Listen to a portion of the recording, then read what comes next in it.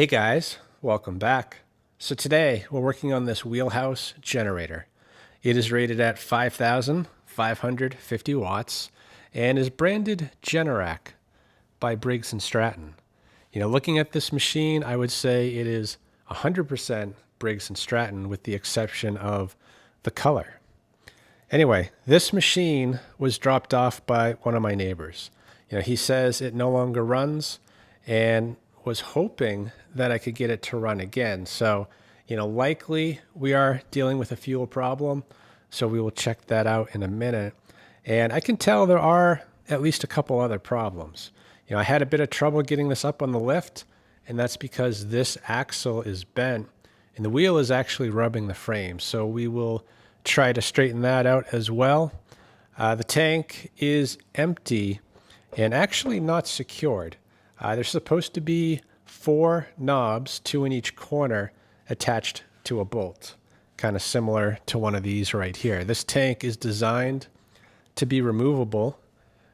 We have a quick connect right there, which is disconnected. So I'm thinking, let's just get the tank out of the way.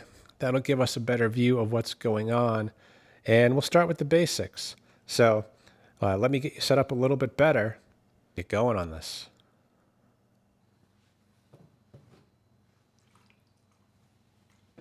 Well, I thought the tank was empty, but when I took it off, I could hear some liquid. Not a lot, but some liquid in there. And yeah, I think you can see it there. It does not smell like fuel, and the way it moves around actually looks like water. So yeah, that is not a good sign. That likely means there's water in the carburetor, and that would explain why the machine doesn't run. So we are going to have to clean this out, or at least dry it out, before we try to use this tank. Let's just check the oil, make sure we have some.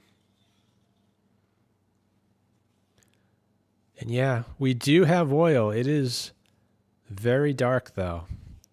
So it is overdue for an oil change. And it was kind of on the low side of the safe zone. Let me just double check.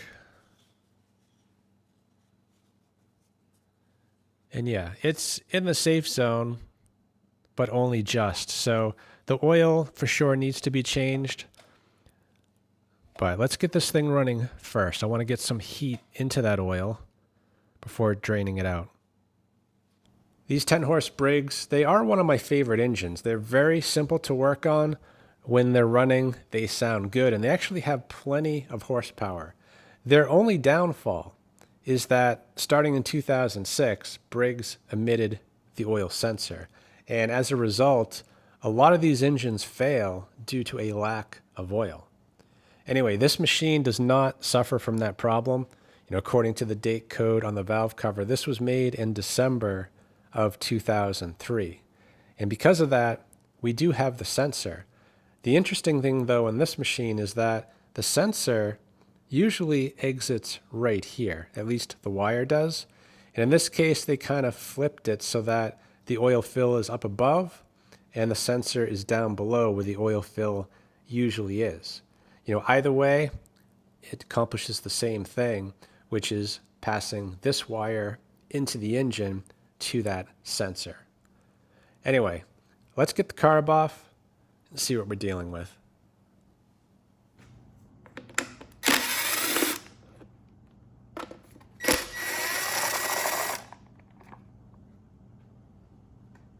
Yeah, it's interesting. There's a bit of corrosion in here. So maybe moisture got in. Potentially the fuel valve was left on and maybe flooded some of that water out. Guess we'll find out in a minute.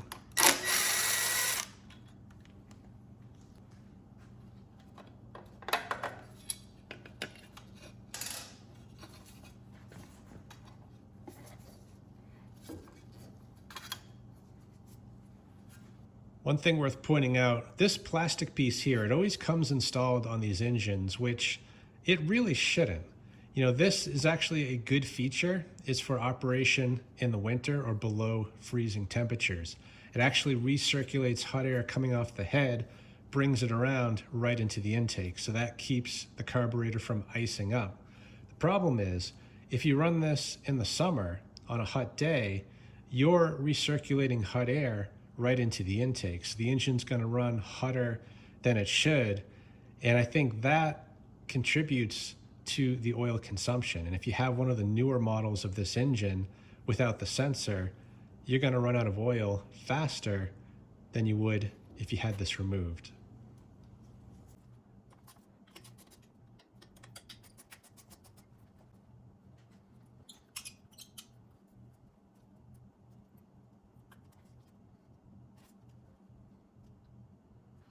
Trying to save this gasket because the studs can't come out with the gasket in place because there's a shoulder right there.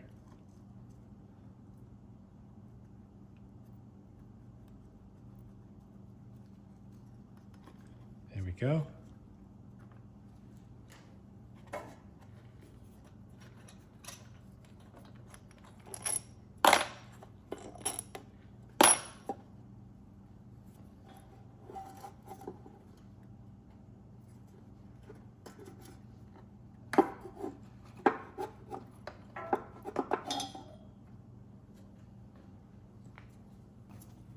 It occurs to me I probably should have tried starting it before taking the carb off. You know, sometimes user error is to blame and there's actually nothing wrong.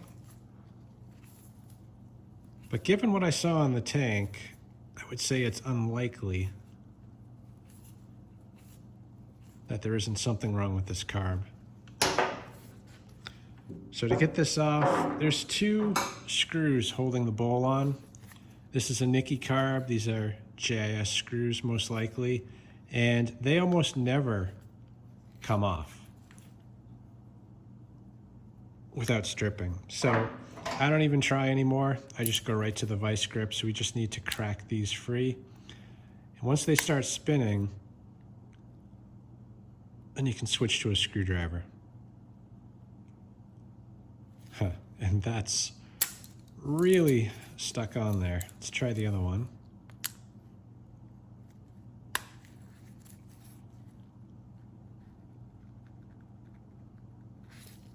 Nope, neither one's budging. Let's try the impact.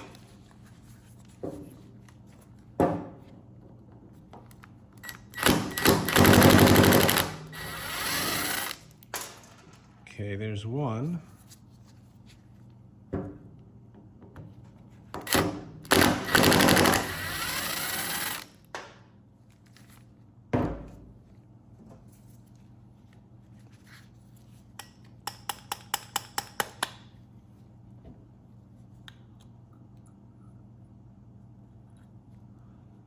Not terrible.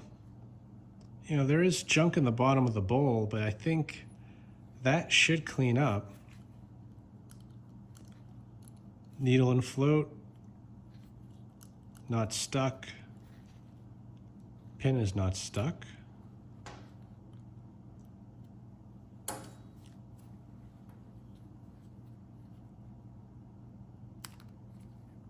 And there's a pretty intricate gasket under here, so you have to be careful.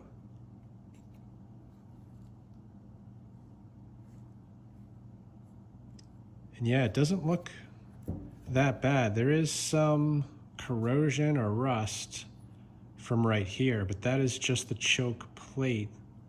It's not actually anything important.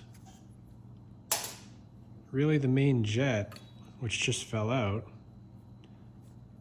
is the only thing that can clog up. And in this case, I think that's clogged. No, actually, that is open. So this carb, I think would have ran. And I'm kind of surprised to see it so dry. So yeah, obviously the water did not make it down into the carburetor. And now I'm wondering too if, you know, maybe the issue was the quick connect or the quick disconnect not allowing fuel into the carb, or maybe just user error. But you know, it's apart. The bowl is definitely dirty, so let's get it cleaned up, put it back together, and try it out. I don't think there's any reason to run this through the ultrasonic. It is very clean, and if anything, I risk damaging this gasket. So the carb body I think is fine. Actually, most of these parts are in good shape. So let's spend a minute. We'll just clean this out with the wire wheel, and then we'll put it back together and try it out.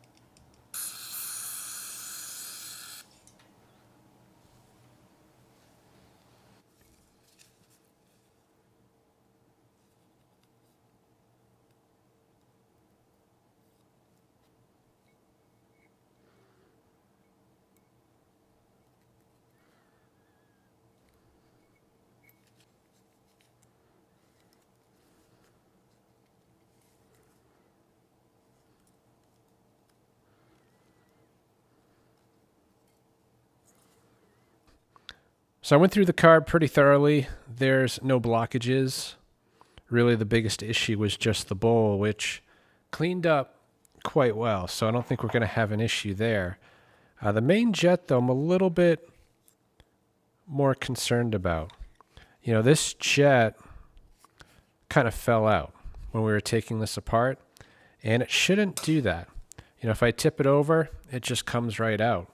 And there's actually a rubber O-ring that goes around it, and that O-ring is completely flat, and like that, it may not form a good seal. And what's going to happen is that fuel is going to seep around the jet, and this machine likely is going to run rich. So, you know, ideally I would get a new O-ring, but they don't sell them. Actually, they only sell the jet for about $19. And once you factor in tax and shipping, it's closer to $25. So I'm not overly anxious to get this until I know everything else is good. That said, though, I do have parts carbs. I'm not sure they're exactly the same. I think they're a slightly later version of this carb, but I'm willing to bet the main jet is the same. So let me dig some of those out, and we'll compare the jets real quick. And if they're the same, then I will swap the jet out.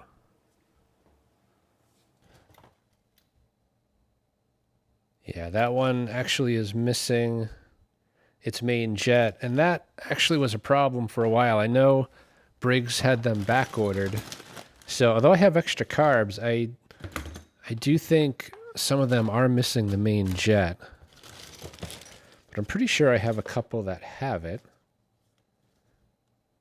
Yeah, that is a Nikkei OEM part, so this one, willing to bet, has the jet we need. There are some differences on these carbs. You know, the one on the right is a later version, but they do power the same 10-horse engine. So, you know, I think there's going to be a lot of similarities. And the main jet's hopefully one of them. Now, this bowl is loose, so potentially I already stole the main jet out of this one.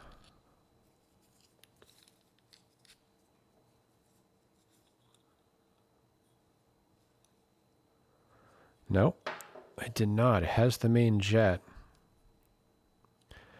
And this carb looks to be in fantastic condition, so I actually hate to steal it. You know, I do have one other. So let's take a quick look at the other one, which is right here. And I'm going to steal the jet from the worse of the two.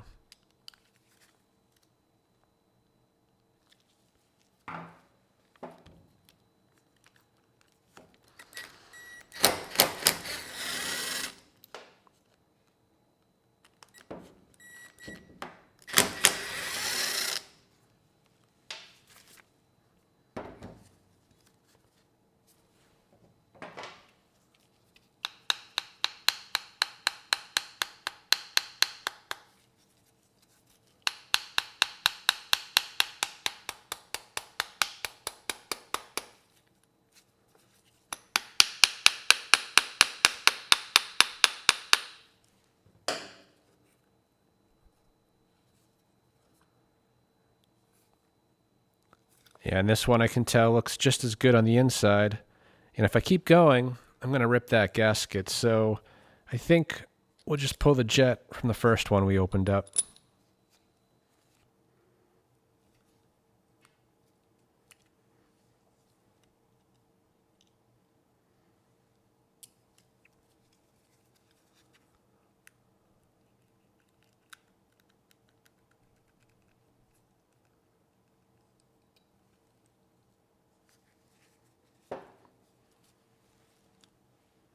And this jet fell out too.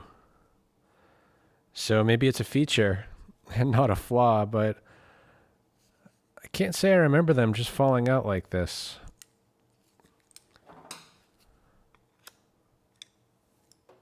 Yeah, that one falls right out too. So I am going to keep this jet with the carb it came from, and we'll use this one. If we end up running rich, then I think we're going to have to order a new jet. Yeah, just take note, when you install this jet, the O-ring faces down. And when you drop it in, just make sure it didn't turn, which it didn't. And you also need to make sure that it's fully seated. And in this case, it's not.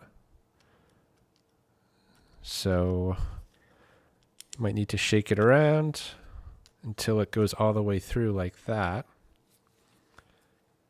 And it's actually the emulsion tube that holds this jet down. So we will get that installed.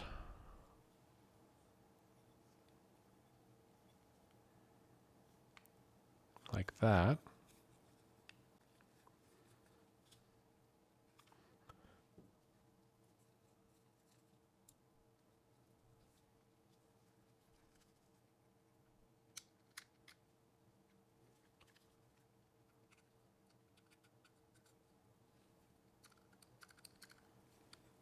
Okay, and there's a spring right here that helps hold this plastic housing, up against that gasket. So make sure that spring goes in there.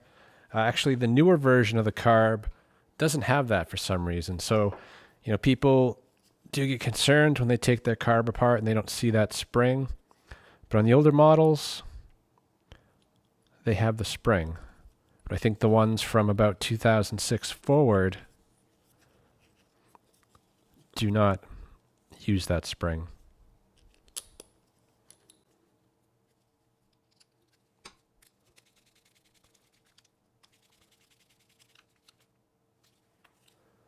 Okay, let's try it out.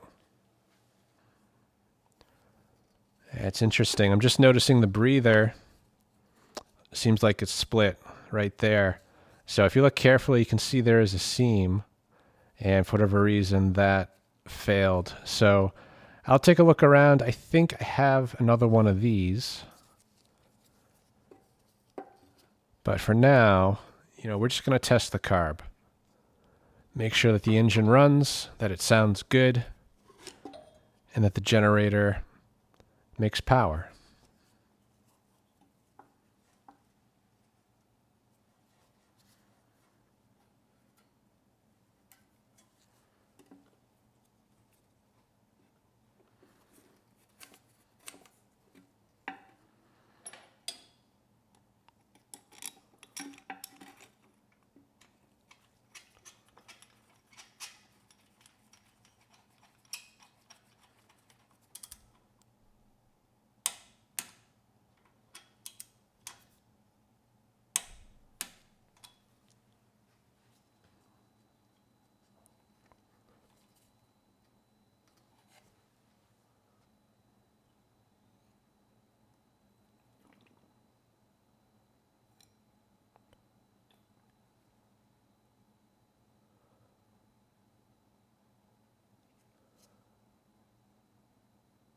So I think we're in good shape. The flow of fuel stopped. So the needle and seat are working. The carb accepted some fuel. So yeah, let's turn the choke on, the ignition on, and try this thing out. All right, let's give this a try. I've got a light plugged in and turned on. Also have the kilowatt so we can see what the output is once it starts. The choke's on, the ignition's on.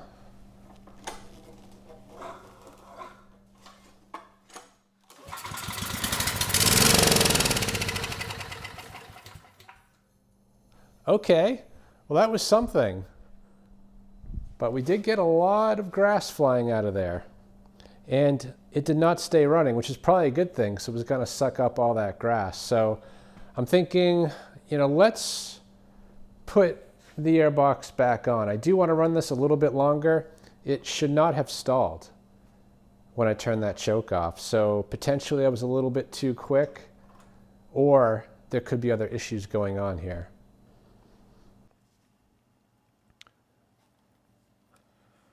So I'm thinking, we could have carb issues for sure, but, given that the carb looks so good and the engine shut down pretty abruptly, we might have spark issues, or maybe that low oil sensor is kicking in. But we'll find out in a minute, because when I restart it, if it starts to stall, I'll turn the choke back on. And if it continues to stall, then we know likely it's ignition related.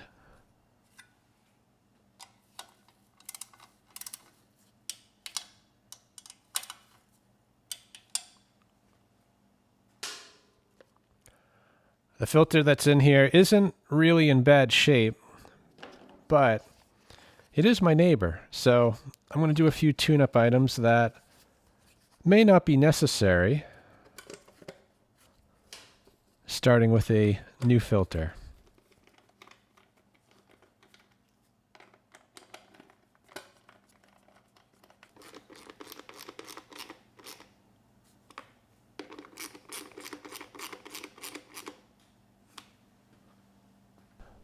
Let's try this again.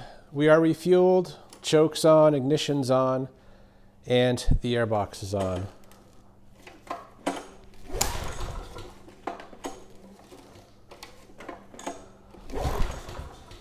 Nothing. The compression feels good, so I don't think that's the issue.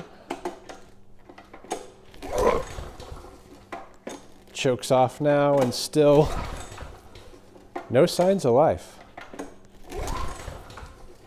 So I think spark could be to blame here. So let's get the spark tester on and see if we lost spark.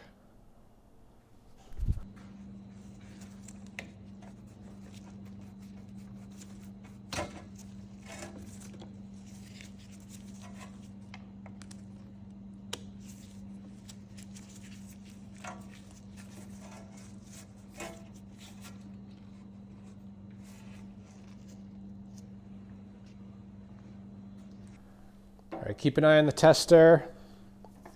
The ignition's on, choke's off. Technically, this could start if we have spark. And no, that light is not turning on. So let me just turn the ignition off and back on in case it's a bad contact on the switch. And no, we don't have any spark. So you only need 4 things for an engine to run: fuel, spark, timing, and compression. And I know we have fuel, I know we have compression. Timing is usually not a problem on a generator. And of course, in this case, spark is the problem. So either the coil is bad, potentially the kill wire running from the coil to the switch is bad and grounding out.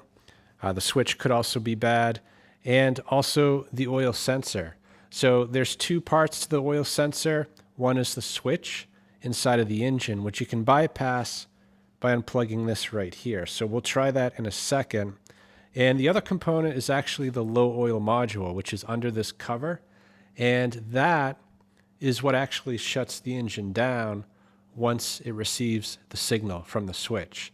The switch can be intermittent and may not shut things down quickly, but the low oil module, once it gets a signal for about 5 seconds to shut things down, it'll shut things down. Even if the switch suddenly becomes satisfied that there's enough oil, it won't matter. So likely it's one of those two components. So let's start with the easy one. And with that unplugged, we'll check for spark again. All right, ignition's on. The oil switch is unplugged. And no, we still don't have spark. So we got 2 bolts in the front and 2 in the back.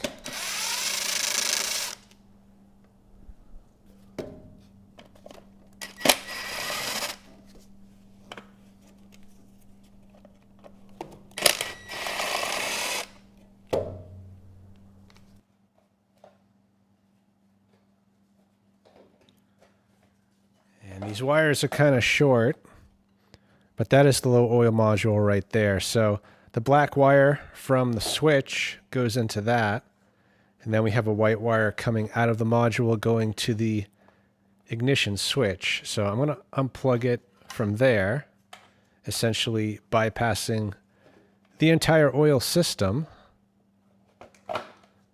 So let's check for spark again. Ignition's on, choke is off. And look at that. We've got spark. So the oil module was to blame. And I can confidently say that it's not because we're low on oil, because we're not. And also we unplugged the oil switch and we still didn't have spark. So the module, it is malfunctioning. So let's try starting it again now that that's disconnected. All right, let's try this again. Choke is on, ignition's on.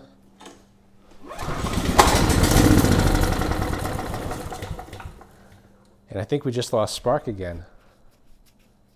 I thought we had it there for a second, but like the first time this engine started, it only fired a couple times and then abruptly shut down. So, I'm confident that we just lost spark again. We could throw the tester on there to be sure, but I don't think we really need to do that at this point. I guess the good news is the oil system was bypassed and it still did it. And I say it's good news because if it was a component in the oil system, we actually can't replace it. Those parts are discontinued. But knowing what we know now, we can confidently connect that back up and know that we have an oil system that works. What I'm thinking here is that the coil is either bad, or I would say more likely we do have a chewed wire. The first time this engine ran, a bunch of debris flew out. And this time around, I could hear that debris kind of blowing around inside that blower housing. So I'm hoping we just have a chewed wire. So let's get the blower housing off and take a look at what we're dealing with. So to get this off, it's not that hard. There's just a couple bolts running around. The only complication is the carburetor. It is in the way. So at a minimum, we have to get the airbox off. And I think we can just get away with loosening the studs on the carb, and that should give us enough room to pull this. As I say that, kind of questioning that though, because this piece here might also have to be removed.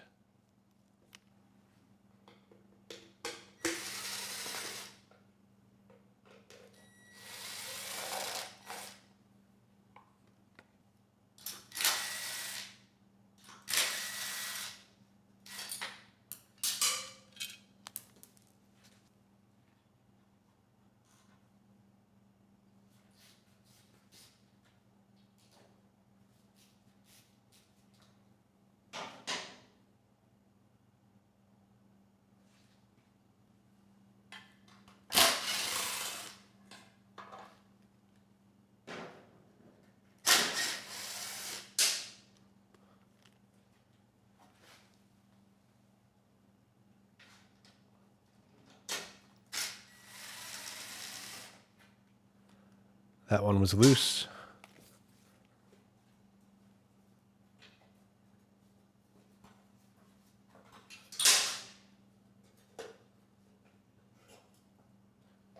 Oh yeah, there's a big nest in here. Hopefully nobody's home. got a spider, and the nest is right on top of the coil. So yeah, actually the mouse could have ruined it. So let's vacuum this stuff out and see what we see.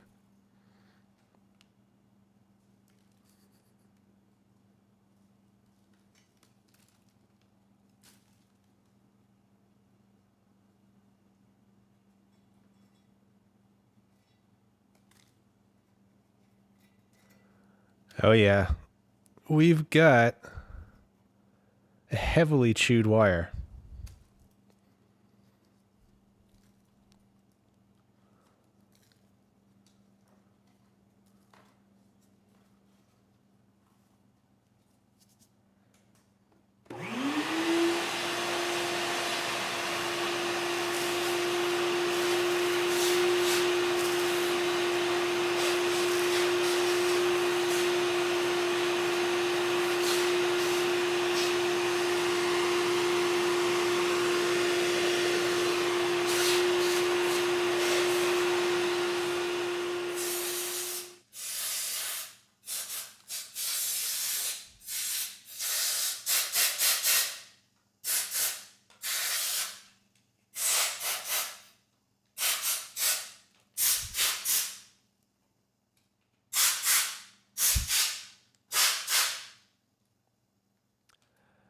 So that's all that's left of that kill wire.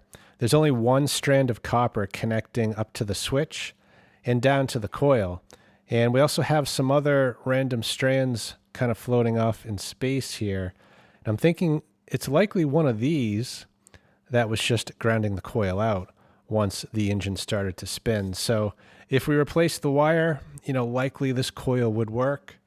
But as I think you can see, the coil did take some damage, as far as corrosion goes. And I actually do have a bunch of these coils from storm responders that ran out of oil. So I'm thinking, let's just get this one off. If it's not bad now, I think it will be at some point. And we'll put one on that's in much better shape.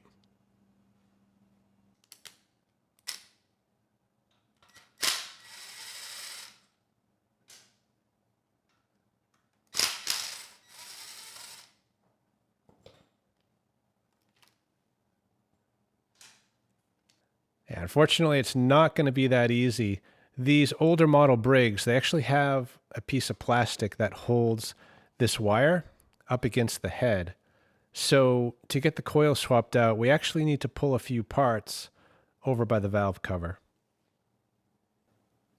It's kind of hard to show you because the wheel's in the way, but it's actually this piece right here that redirects the air into the airbox that's kind of in the way. So we were going to remove this anyway.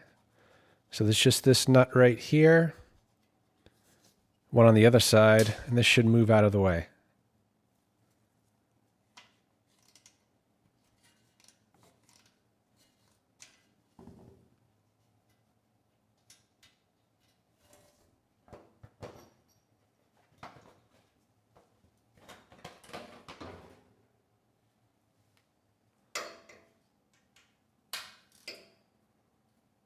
Huh. That one's also loose. So someone's been in here at some point. It's also interesting too on the newer models how they emit this little plastic piece as well. Can't imagine that would save a whole lot of money. But it does effectively hold this wire in the right spot.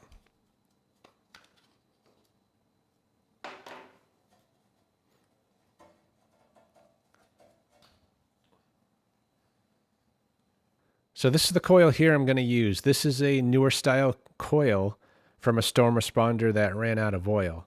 Unlike the coil we just pulled off, it doesn't have the 90-degree boot, but I don't think it should matter.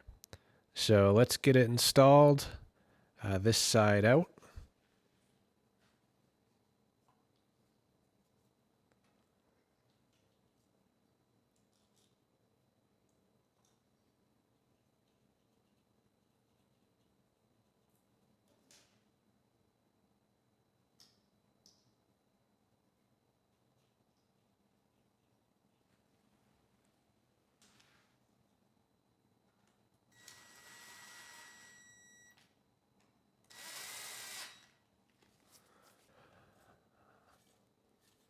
I'm just going to rotate this flywheel till the magnet is centered under that coil, and just use a business card to set the gap. It should be approximately 0.010 of an inch. Loosen up the coil. Make sure the coil is against the magnet and just tighten it up.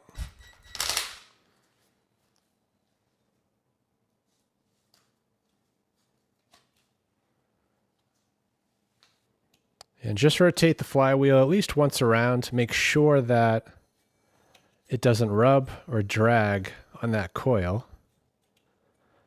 And in this case, we're fine. So let's get the wire reconnected to the plug and also the kill wire to the switch.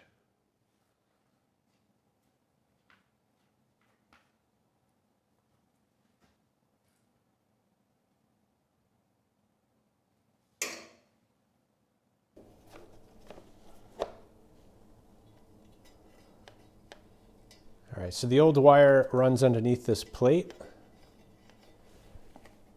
and then into the middle position. There's 3 terminals on this plug.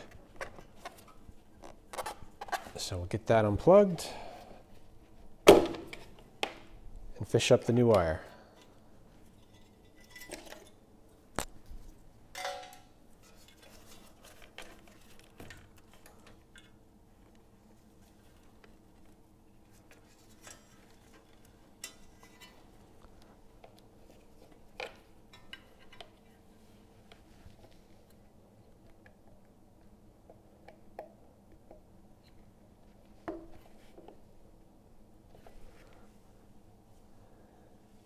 And while we're here, I'm going to get the white reconnected, which is the oil module.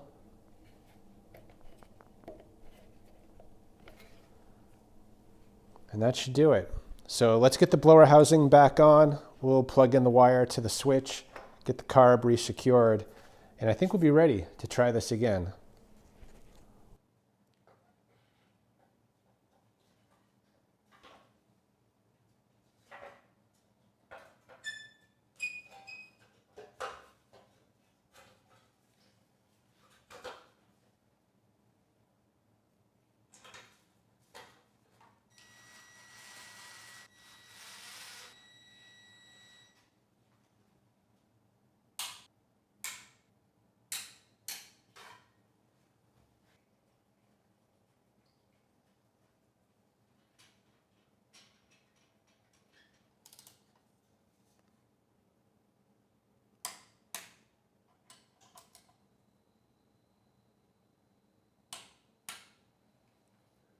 While we're here, let's get this tube replaced.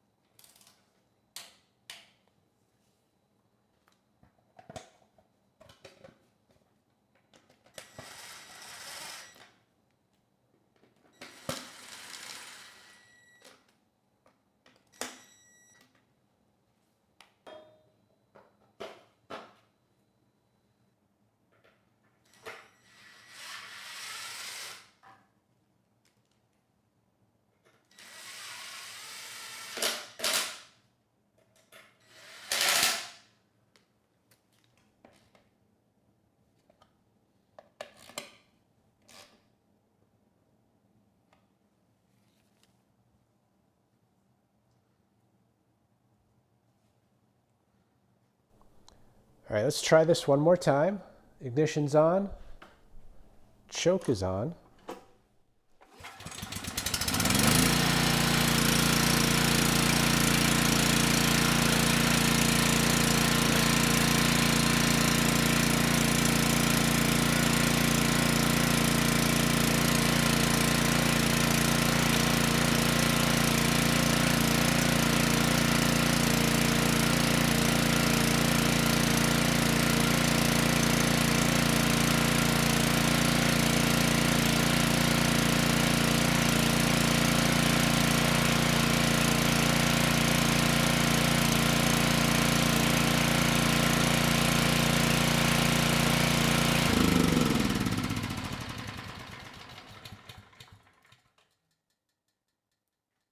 I will admit I was a little bit fast to pull that carb off when my neighbor said it wouldn't start.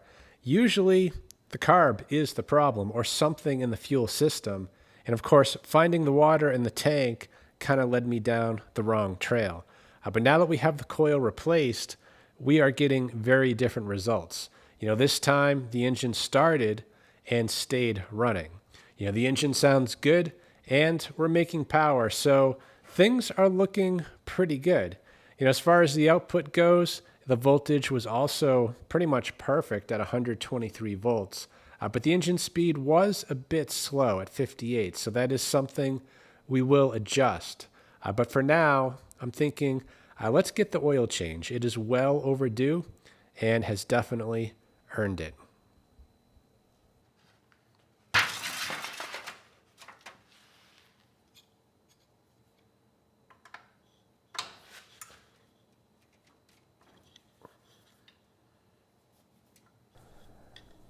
I can kind of see why, too. The oil is a bit past due. This wheel makes it a little bit tricky to get this plug out.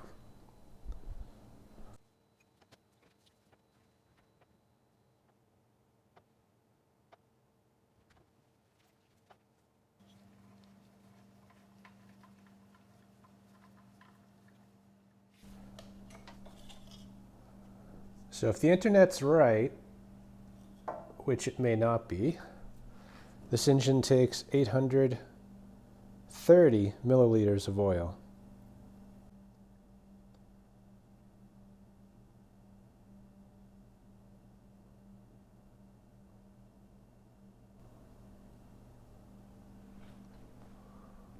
All right, let's double check, because sometimes the internet is wrong. Although in this case, I read it from a storm responder manual, which has the same engine, so it should be right. And yeah, we are maybe a touch past full. But that is close enough.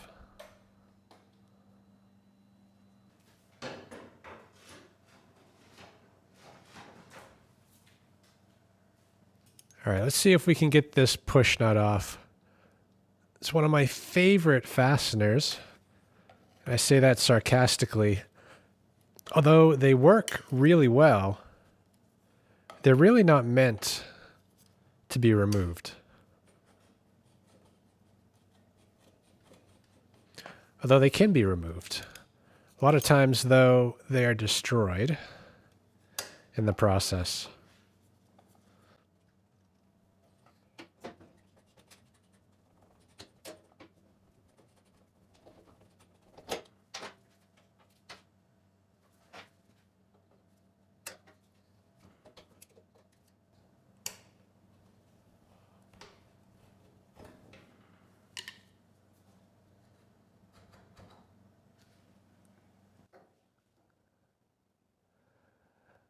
Yeah, so you can see we are bent just a little bit, and that is enough to cause the wheel to hit the frame.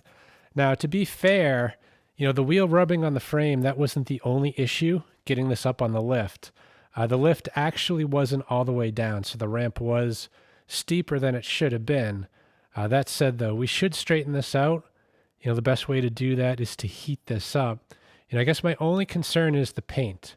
The paint's in good shape, and likely it will cause a bit of damage.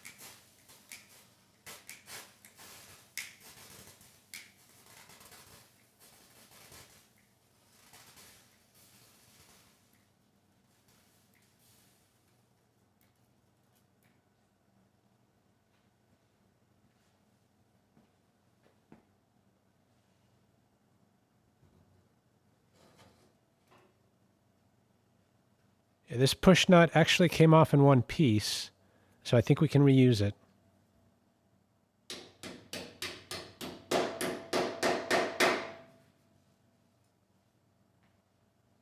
I think that did it. You know, although the axle still isn't perfect, we now have the clearance we need between the wheel and the frame. So that should roll quite a bit better. The gap is very similar to the wheel on the other side. So, you know, although this wheel doesn't need any adjusting, you know, I'm thinking I am going to take it off anyway because it is obstructing access to the valve cover. And, you know, this machine, it's over 20 years old, and I'm pretty sure the valves have never been checked. So let's get the wheel off, we'll get the valve cover off, and double check the clearance.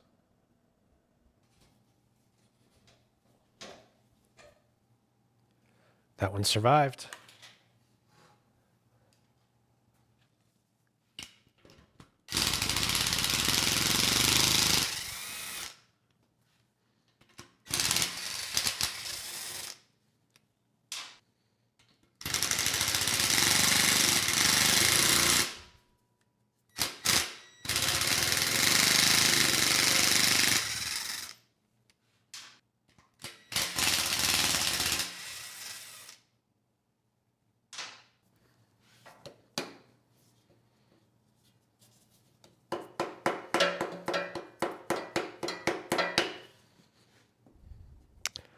Trying to save the gasket here. I don't think I have another one. And this one's not releasing, at least not completely. So let me check my stash real quick and see if I have a new one before proceeding. And no, I just double checked. I don't have another. So it's not ripped yet, but I think half the gasket is on the valve cover and the other half is sticking on the engine.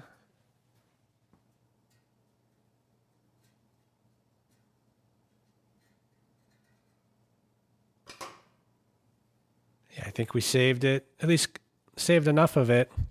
The little corner right there broke off, but I think that'll seal. Oh, actually, we did lose the top. So we are going to need a new gasket or some RTV.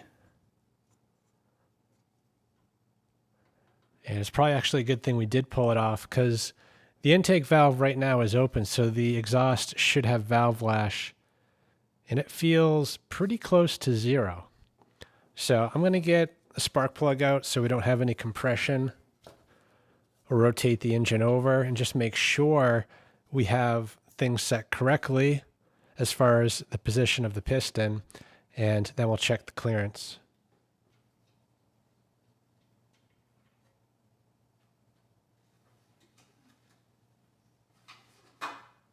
I've got the engine rotated in such a way that the exhaust is open, which means we can check the intake valve. And I can tell there's actually quite a bit of valve lash there. Now, Briggs calls for 0.005 actually on each valve, plus or minus 1,000th. And I'm thinking this one's going to be bigger than that. So let's start with the 6. And the 6 fits in there with no drag.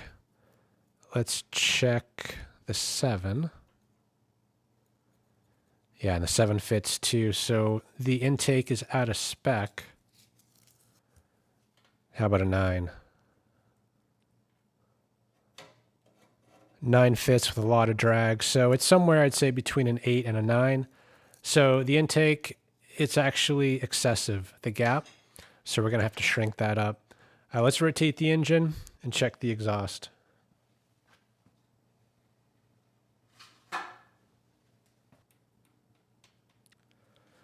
Yeah, the lash feels pretty good on the exhaust. So same spec, 0.005 plus or minus 1,000th. And on the exhaust, I usually like to be on the high side of the spec because this valve runs hotter and there's more expansion. So you actually lose some of that clearance more than you would on the intake when the engine heats up. So let's try a 0.005.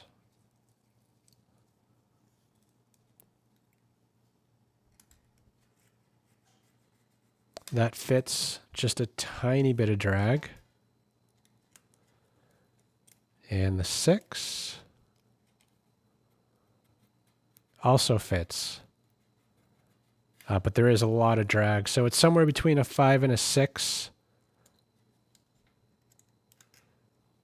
And a 7 does not fit. So the exhaust actually is fine. The intake, though, we do need to adjust.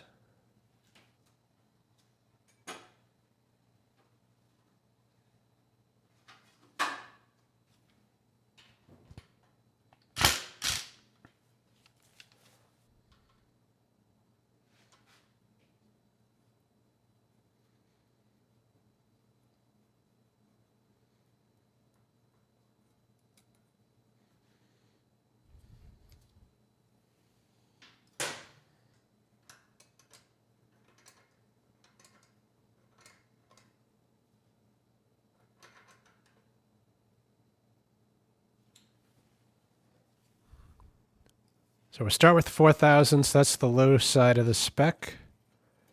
And it fits in there with minimal drag. Let's try a 5. 5 feels good. Drag feels good too on the 5. A 6. Yeah, and a 6 is too tight. So the intake is pretty much perfect at 5/1000ths of an inch. So I'm going to get a new gasket ordered up.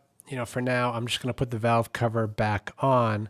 Likely it's not going to leak, but we'll get a new gasket just in case.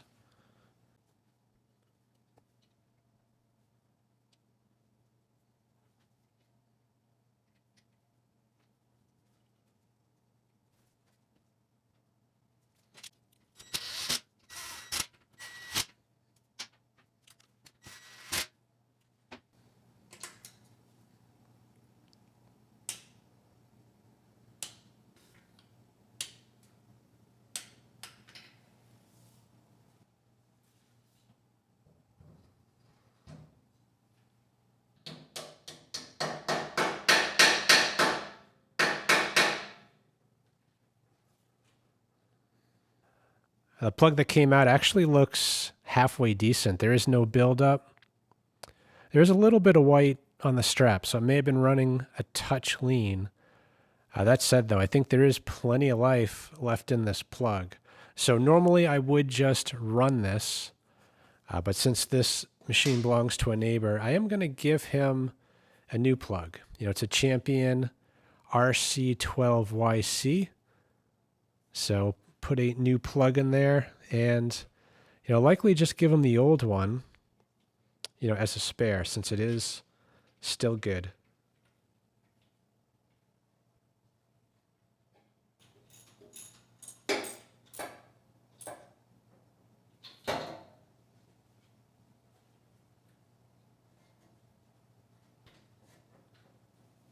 Got the back of the tank propped up just with a piece of wood, so all the water should be down right here in the front.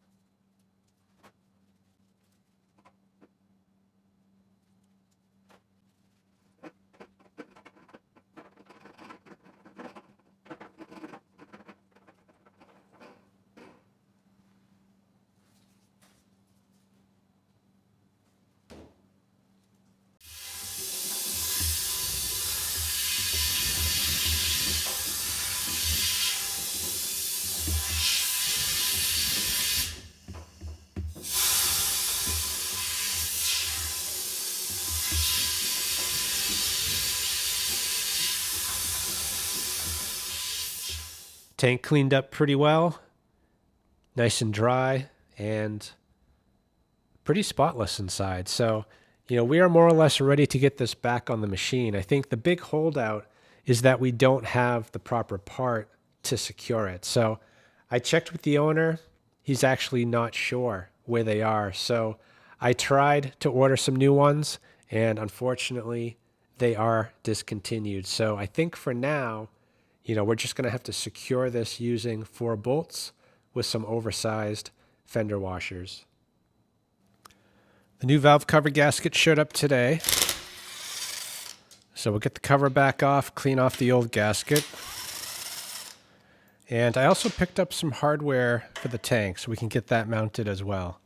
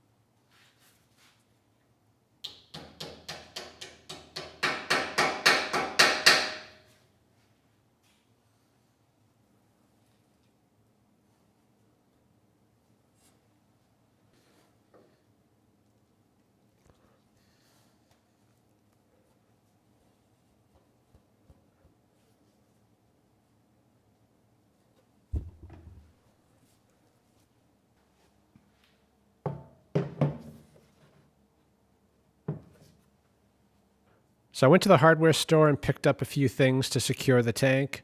The original knobs, they are missing, and they are not replaceable with an OEM part. So what I'm going to do here is stack 3 washers. That's going to kind of set a stop, so when I crank down on the bolt, I can't over tighten it and crack the plastic. And I'm going to use this plastic washer to protect the tank, and then a fender washer on top, and then a 1/4-inch bolt to hold it down.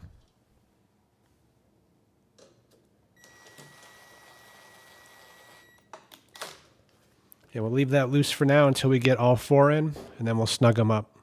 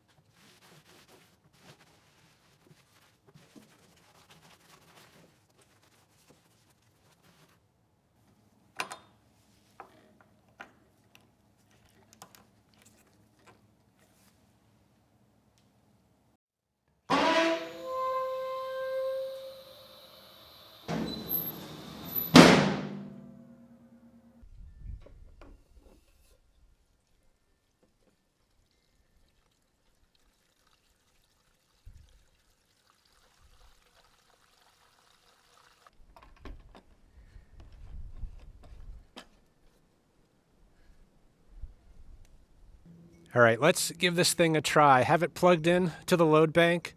This generator, it is rated at 5,500 watts. So that is what we're going to try to pull today.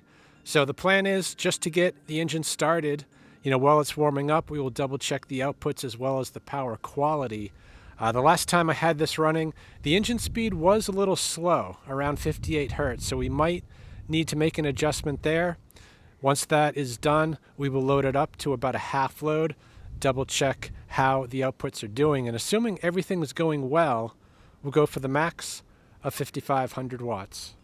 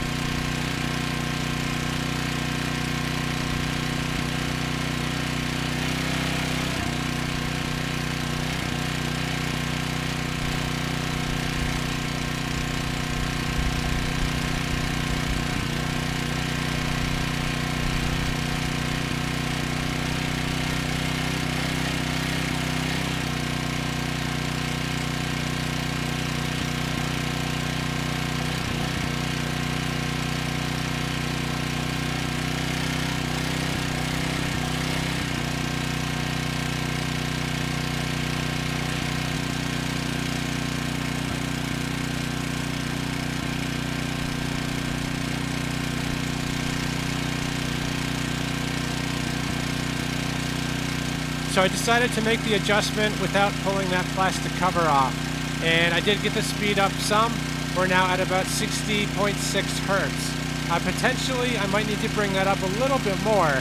But these engines usually hold their speed pretty well. So we'll give it a try like this. Anyway, without a load, we are starting at about 6.6% THD. And the sine wave doesn't look too bad. So let's put on a 2,500 watt load.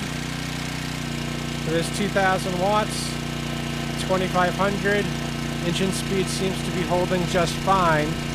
THD didn't come up a whole lot. We're at 8.7%. And sine wave is unknown. It looks like the leads came disconnected. So let me fix that. And then I'll put that up on the screen.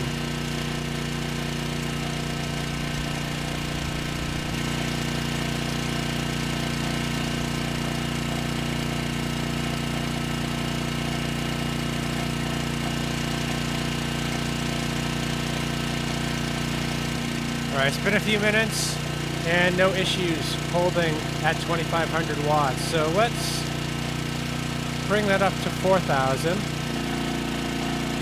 No issues. 5,000. 5,500. It looks like we're right around 57.5 hertz, which is good. THD 13.5%. And sine wave, not too bad. So we'll give that a few minutes. Just make sure there's no surprises.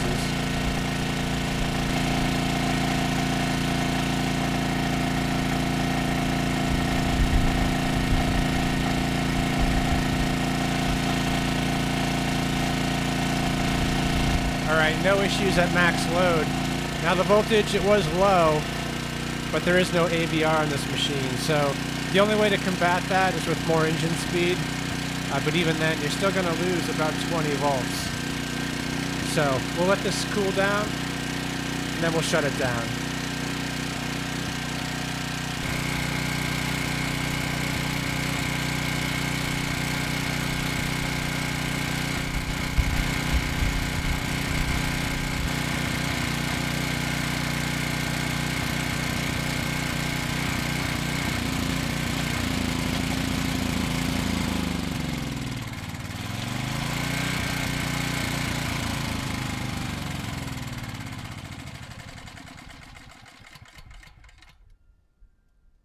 Well, guys, that's pretty much a wrap. This machine wasn't really in that bad a shape.